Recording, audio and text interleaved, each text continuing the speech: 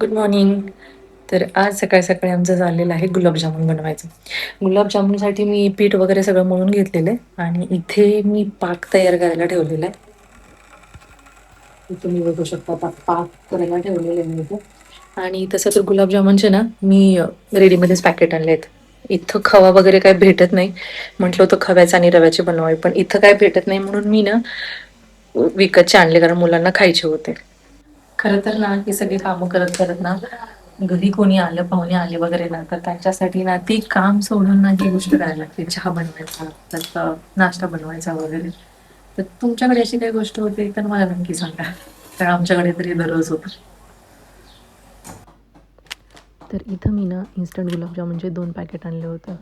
खरं तर एका पॅकेटमध्ये शक्यतो 90-100 गुलाबजामुन बनतात. पण मी इथं 2 पॅकेट आणले होते, कारण मुलांना खायचे होते, म्हटलं पुरतील वगैरे सगळ्यांना. सो मी इथं 2 पॅकेट आणलेत आणि ते एकदम मिक्स करून घेणार आहे आता हे सगळं काही. पण छान होतात. मी ट्राय केले होते या अगोदर पण इन्स्टंट गुलाबजामुनचे. त्यावेळेस माझे हे गुलाबजामुन फुटले होते.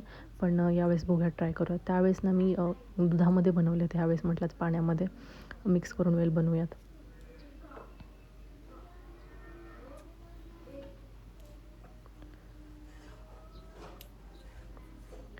खरं तर गुलाबजामुन म्हटलं की लहानांचा विषय तो. म्हणजे लहान मुलांनाच गुलाबजामुन खूप आवडतात. गोड पदार्थ म्हटलं की मुलांनाच जास्ती खावेसे वाटतात. तसं म्हणायचं नाही.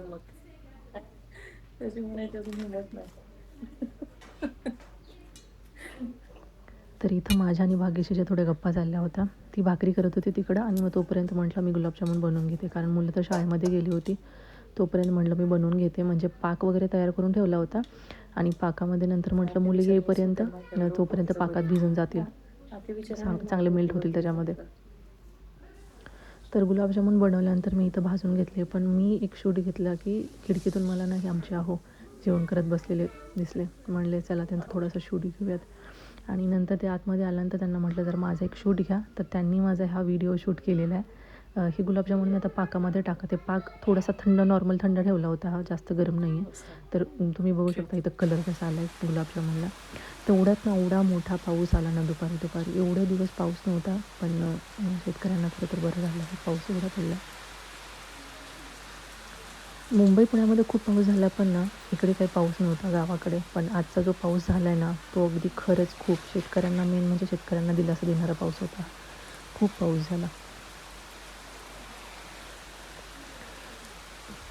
पाऊस चालूच होता तोपर्यंत म्हटलं चला आता आमच्याकडे आणलं होतं स्पेशल काहीतरी दुपारचं जेवण बनवायला. तर आणलं होतं मटण. तिथे सासूबाई गरम मसाला मटणाचा बनवून घेत होता आणि इकडे भाग्यश्री ना मटण टाकत होती शिजायला. मी छान बनवते मटण. माझ्यापेक्षा नॉनव्हेज ती चांगलं बनवते. मला व्हेज चांगलं बनवता येतं आणि भाग्यश्रीला नॉनव्हेज खूप आवडतं. सो ती बनवत होती नॉनव्हेज.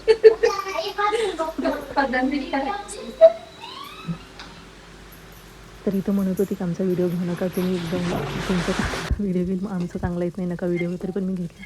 पण इथं बघायला तुम्ही पाऊस येत होता बाहेर आणि पावसातच मी इकडे ना हा शूट घेतला होता. मस्त बाहेर पाऊस चालू होता आणि हा मस्त मटणाची फोडणीचा वास एवढा सुंदर घरभर पसरला होता. खरं तर नॉनव्हेज आमच्या घरामध्ये ना जास्ती आत्ता कमी कमी झाले, म्हणजे खात नाही आत्ता जास्ती कमी केलं सगळ्यांनी खूप, कारण सगळ्यांनाच त्या नॉनव्हेजचा त्रास होता. खरं तर तुम्ही पण कमेंटमध्ये सांगा, खरं नॉनव्हेज खाता की व्हेज खाता, म्हणजे जास्त प्रिफर काय करता, नॉनव्हेज खाणं की व्हेज खाणं.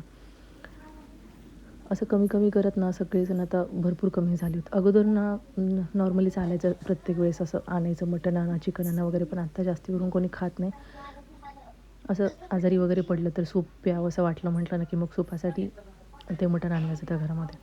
तर हा छोटासा व्लॉग तुम्हाला कसा वाटला नक्की सांगा. तो भेटूया नंतर. Bye bye.